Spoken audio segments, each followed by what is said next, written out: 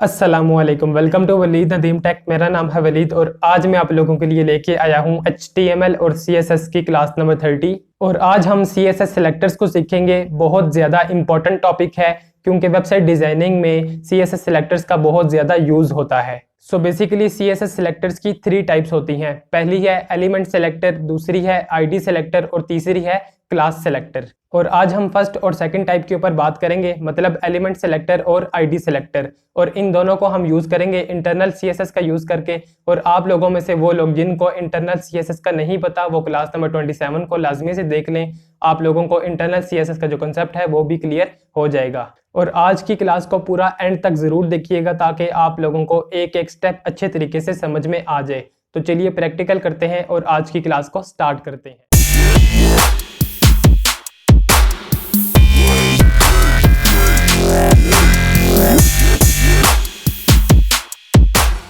जी, तो मैंने नोटपैड को ओपन कर लिया है और सबसे पहले हम HTML डॉक्यूमेंट को क्रिएट कर लेते हैं। तो उसके लिए मैं सबसे पहले HTML का टैग ओपन करूंगा।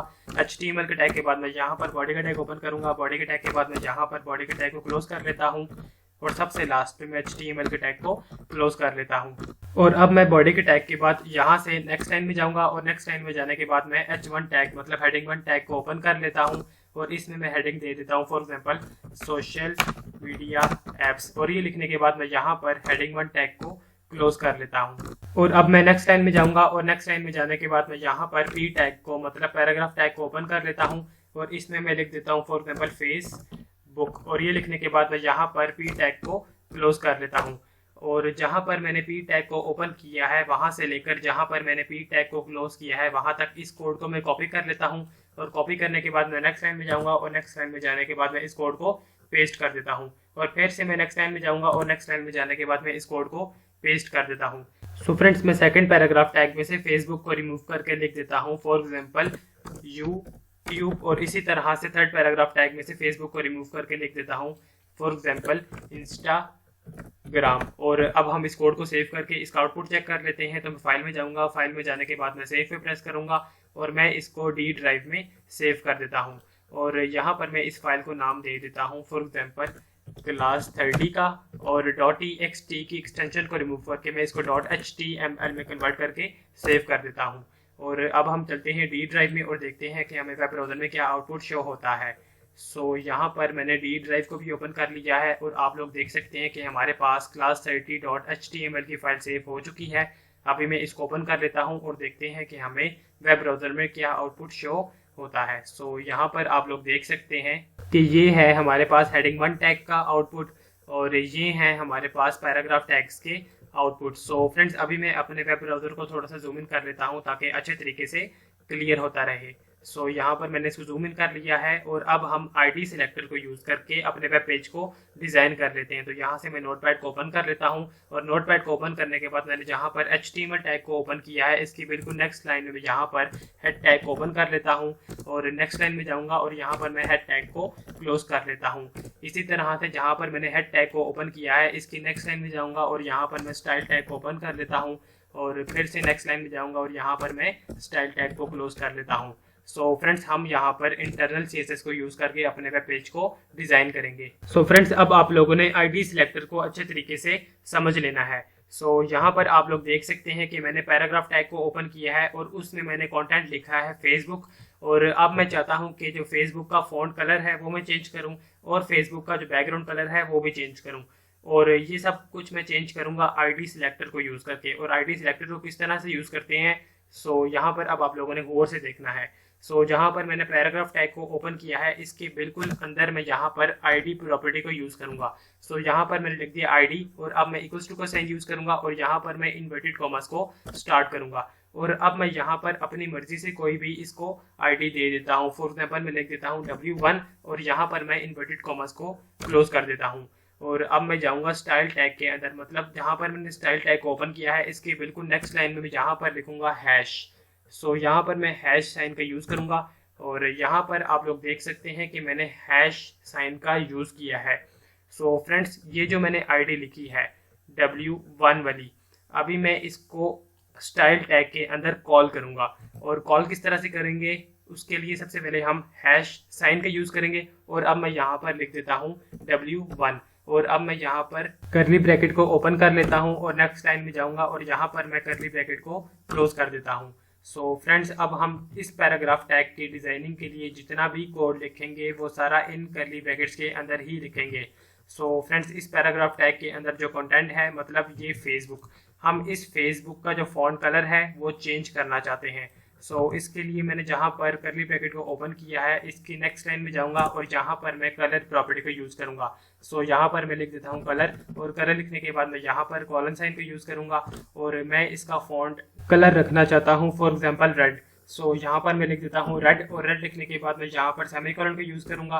और अब हम इस कोड को सेव करके इसका आउटपुट चेक कर लेते हैं। तो मैं फाइल में जाऊँगा, फाइल में जाने के बाद मैं सेव पे प्रेस करूँगा और यहाँ से मैं वेब ब्राउज़र को ओपन कर लेता हूँ और जब मैं वेब ब्राउज़र को रिफ्रेश करूँगा तो आप लोग देख सकते हैं कि हमारे पास जो फॉन्ट कलर है वो रेड हो चुका है। फ्रेंड्स, अब हम इसका बैकग्राउंड कलर चेंज कर लेते हैं। तो इसके लिए मैं यहाँ से दोबारा से नोटपैड को ओपन कर लेता हूँ और नोटपैड को ओपन करने के बाद मैं नेक्स्ट लाइन में जाऊँगा और यहाँ पर मैं बैकग्राउंड कलर प्रॉपर्टी को यूज़ करूँगा।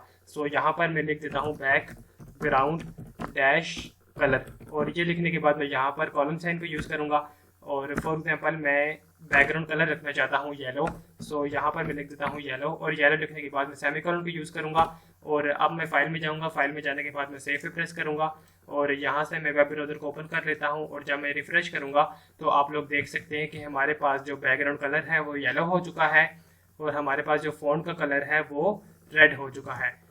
अभी मैं दोबारा से नोटपैड को ओपन कर लेता हूँ और नोटपैड को ओपन करने के बाद मैं यहाँ से इस कोड को कॉपी कर लेता हूँ। जहाँ पर मैंने आईडी लिखा है वहाँ से लेकर W1 तक के कोड को मैं कॉपी कर लेता हूँ। यहाँ से मैंने इसको कॉपी भी कर लिया है और अब मैं नेक्स्ट लाइन में जाऊँगा और नेक्स्ट लाइन में जहाँ पर मैंने पैराग्राफ टैग को ओपन किया है इसके अंदर मैं इस कोड को पेस्ट कर देता हूँ और पेस्ट करने के बाद मैं यहाँ से W1 को सिर्फ 1 को रिमूव करके इसकी जगह पर लिख देता हूँ 2 और 2 लिखने के बाद मैं हैश W1 से लेकर जहाँ पर करली ब्रैकेट को क्लोज किया है वहाँ तक इस कोड को कॉपी कर लेता हूँ और कॉपी करने के बाद मैं यहाँ से नेक्स्ट लाइन में जाऊँगा और नेक्स्ट लाइन में जाने के बाद मैं इस कोड को पेस्ट कर देता हूँ। फ्रेंड्स, अब हम सेकंड पैराग्राफ टैग को स्टाइल टैग के अंदर कॉल करेंगे और हमने जो सेकंड पैराग्राफ टैग में आईडी दी है वो है W2 और अब हम इस W2 को स्टाइल टैग के अंदर कॉल करेंगे। जहाँ पर W1 लिखा है यहाँ से मैं 1 को रिमूव करके लिख देता हूँ 2 और अब हम सेकंड पैराग्राफ टैग में जो कंटेंट है उसका फॉन्ट कलर चेंज करना चाहते हैं। मैं जो फॉन्ट कलर है वो रखना चाहता हूँ ब्लू। यहाँ से मैं रेड को रिमूव कर देता हूँ और इसको रिमूव करने के बाद मैं यहाँ पर लिख देता हूँ ब्लू और ब्लू लिखने के बाद हम इसका जो बैकग्राउंड कलर है वो रख देते हैं, फॉर एग्जांपल पिंक। यहाँ पर मैं येलो को रिमूव कर देता हूँ और येलो को रिमूव करने के बाद मैं इसमें लिख देता हूँ पिंक और अब हम इस कोड को सेव करके इसका आउटपुट चेक कर लेते हैं। तो मैं फाइल में जाऊँगा, फाइल में जाने के बाद मैं सेव पे प्रेस करूँगा और यहाँ से मैं वेब ब्राउज़र को ओपन कर लेता हूँ और जब मैं रिफ्रेश करूँगा तो आप लोग देख सकते हैं कि हमारे पास जो इसका फॉन्ट कलर है वो ब्लू हो चुका है और इसका जो बैकग्राउंड कलर है वो पिंक हो चुका है।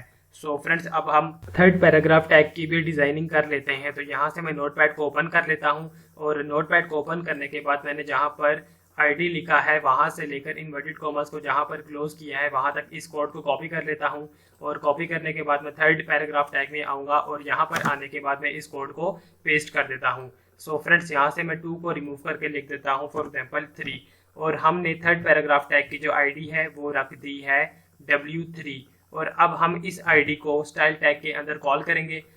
यहाँ से मैं हैश W2 से लेकर जहाँ पर करली ब्रैकेट को क्लोज किया है वहाँ तक इस कोड को कॉपी कर लेता हूँ और कॉपी करने के बाद मैं यहाँ से नेक्स्ट लाइन में जाऊँगा और नेक्स्ट लाइन में जाने के बाद मैं इस कोड को पेस्ट कर देता हूँ और पेस्ट करने के बाद मैं यहाँ से 2 को रिमूव करके लिख देता हूँ 3। इसका मतलब ये है कि हमने यहाँ पर थर्ड पैराग्राफ टैग को कॉल कर दी है। फ्रेंड्स, थर्ड पैराग्राफ टैग में जो कंटेंट है मैं उसका फॉन्ट कलर चेंज करना चाहता हूँ। यहाँ से मैं ब्लू को रिमूव कर देता हूँ और मैं उसका जो फॉन्ट कलर है वो रखना चाहता हूँ ब्राउन। यहाँ पर मैं लिख देता हूँ ब्राउन और इसी तरह से जो बैकग्राउंड कलर है वो भी मैं चेंज करना चाहता हूँ। यहाँ से मैं पिंक को रिमूव कर देता हूँ और इसकी जगह पर मैं लिख देता हूँ, फॉर एग्जांपल ग्रे और अब हम इस कोड को सेव करके इसका आउटपुट चेक कर लेते हैं। तो मैं फाइल में जाऊंगा, फाइल में जाने के बाद मैं सेव पे प्रेस करूंगा और यहाँ से मैं वेब ब्राउज़र को ओपन कर लेता हूँ। और जब मैं रिफ्रेश करूंगा तो आप लोग देख सकते हैं कि हमारे पास जो बैकग्राउंड कलर है वो ग्रे हो चुका है और हमारे पास जो फ़ॉन्ट कलर है वो ब्राउन हो चुका है। सो फ्रेंड्स, अभी मैं दोबारा से नोटपैड को ओपन कर लेता हूँ और नोटपैड को ओपन करने के बाद अब मैं एलिमेंट सिलेक्टर को यूज़ करके अपने वेब पेज का बैकग्राउंड कलर चेंज कर लेता हूँ। सो यहाँ से मैं #W3 से लेकर जहाँ पर करली ब्रैकेट को क्लोज किया है वहाँ तक मैं इस कोड को कॉपी कर लेता हूँ। और कॉपी करने के बाद मैं नेक्स्ट लाइन में जाऊँगा और नेक्स्ट लाइन में जाने के बाद मैं इस कोड को पेस्ट कर देता हूँ। सो फ्रेंड्स, यहाँ से मैं #W3 को रिमूव कर देता हूँ और इसकी जगह पर मैं लिख देता हूँ बॉडी। इसका मतलब ये है कि हमने यहाँ पर बॉडी के टैग को कॉल कर दी है। और अब मैं यहाँ से कलर वाली पूरी लाइन को रिमूव कर देता हूँ। सो यहाँ से मैंने इसको रिमूव कर दिया है और जो मैं वेब पेज का बैकग्राउंड कलर है वो रखना चाहता हूँ फॉर एग्जांपल लाइट ग्रीन। सो यहाँ से मैं ग्रे को रिमूव कर देता हूँ और इसकी जगह पर मैं लिख देता हूँ लाइट ग्रीन। और ये लिखने के बाद अब हम इस कोड को सेव करके इसका आउटपुट चेक कर लेते हैं। तो मैं फाइल में जाऊँगा, फाइल में जाने के बाद मैं सेव पे प्रेस करूँगा और यहाँ से मैं वेब ब्राउज़र को ओपन कर लेता हूँ। और जब मैं रिफ्रेश करूँगा तो आप लोग देख सकते हैं कि हमारे पास जो वेब पेज का बैकग्राउंड कलर है वो लाइट ग्रीन हो चुका है। और अब मैं दोबारा से नोटपैड को ओपन कर लेता हूं और नोटपैड को ओपन करने के बाद मैं एलिमेंट सिलेक्टर को यूज करके हेडिंग 1 टैग को डिजाइन कर देता हूं। सो बॉडी से लेकर जहां पर मैंने करली ब्रैकेट को क्लोज किया है वहां तक मैं इस कोड को कॉपी कर देता हूं। और कॉपी करने के बाद मैं नेक्स्ट लाइन में जाऊंगा और नेक्स्ट लाइन में जाने के बाद मैं इस कोड को पेस्ट कर देता हूँ। सो फ्रेंड्स, यहाँ से मैं बॉडी को रिमूव कर देता हूँ और इसकी जगह पर मैं H1 टैग को मतलब हेडिंग 1 टैग को कॉल करूंगा और यहाँ से मैं बैकग्राउंड से लेकर डैश तक कोड को रिमूव कर दूंगा। और यहाँ से मैं कंटेंट का कलर जो है वो रखना चाहता हूँ फॉर एग्जांपल ब्लू। सो मैं लाइट ग्रीन को रिमूव कर दूंगा और यहाँ पर मैं लिख देता हूँ ब्लू। और अब हम इस कोड को सेव करके इसका आउटपुट चेक कर लेते हैं। तो मैं फाइल में जाऊँगा, फाइल में जाने के बाद मैं सेव पे प्रेस करूँगा और यहाँ से मैं वेब ब्राउज़र को ओपन कर लेता हूँ। और जब मैं रिफ्रेश करूँगा तो आप लोग देख सकते हैं कि हमारे पास जो कंटेंट का कलर है वो ब्लू हो चुका है। सो फ्रेंड्स, अब मैं दोबारा से नोटपैड को ओपन कर लेता हूँ और नोटपैड को ओपन करने के बाद मैं यहाँ से नेक्स्ट लाइन में जाऊँगा और नेक्स्ट लाइन में जाने के बाद मैं यहाँ पर लिखूँगा टेक्स्ट। और टेक्स्ट लिखने के बाद मैं यहाँ पर डैश साइन का यूज़ करूँगा और यहाँ पर मैं लिख देता हूँ अलाइन। और यहाँ पर मैं कॉलम साइन का यूज़ करूँगा और अब मैं लिख देता हूँ सेंटर। इसका मतलब ये है कि हमारे पास जो कंटेंट की अलाइनमेंट है वो सेंटर हो जाएगी, मतलब जो हमारे पास सोशल मीडिया एप्स का जो कंटेंट है वो सेंटर में आ जाएगा। और सेंटर में लिखने के बाद मैं यहाँ पर सेमीकोलन साइन को यूज़ करूँगा और अब मैं फाइल में जाऊँगा, फाइल में जाने के बाद मैं सेव पे प्रेस करूँगा। और जब मैं वेब ब्राउज़र को ओपन करूँगा और रिफ्रेश करूँगा तो आप लोग यहाँ पर देख सकते हैं कि हमारे पास जो हेडिंग 1 का कंटेंट है वो सेंटर में भी आ चुका है। सो फ्रेंड्स, ये थी हमारे पास आज की क्लास। और यहाँ पर मैं आप लोगों को एक छोटा सा रिजल्ट देता चलूँ कि हम जब आईडी सिलेक्टर को यूज़ करते हैं तो उसके लिए हम हैश का यूज़ करते हैं। मतलब जब हम किसी टैग के अंदर आईडी देते हैं तो उसको कॉल करने के लिए हम हैश टैग का यूज़ करते हैं, मतलब हैश साइन का यूज़ करते हैं। और जब हम एलिमेंट सिलेक्टर को यूज़ करते हैं तो उसके लिए हम सिंपल उस टैग को कॉल करते हैं। सो फ्रेंड्स, ये थी हमारे पास आज की क्लास और ये है हमारे पास आज की क्लास का पूरा कोड। मैं उम्मीद करता हूँ कि आप लोगों को आज की क्लास पसंद आई होगी। और अगर आप लोगों को कोई भी क्वेश्चन है तो मुझसे कमेंट्स में लाजमी पूछिएगा। और इसके अलावा अगर वीडियो पसंद आई है तो वीडियो को लाइक ज़रूर कीजिएगा। चैनल को सब्सक्राइब नहीं किया तो चैनल को सब्सक्राइब कर लें और साथ वाले बेल के आइकन पर लाजमी प्रेस कीजिएगा ताकि आपको हर आने वाली न्यू वीडियो की अपडेट मिलती रहे। तो अब हम मिलेंगे किसी और वीडियो में न्यू इन्फॉर्मेशन के साथ। तब तक के लिए अपना ख्याल रखिएगा। अल्लाह हाफिज़।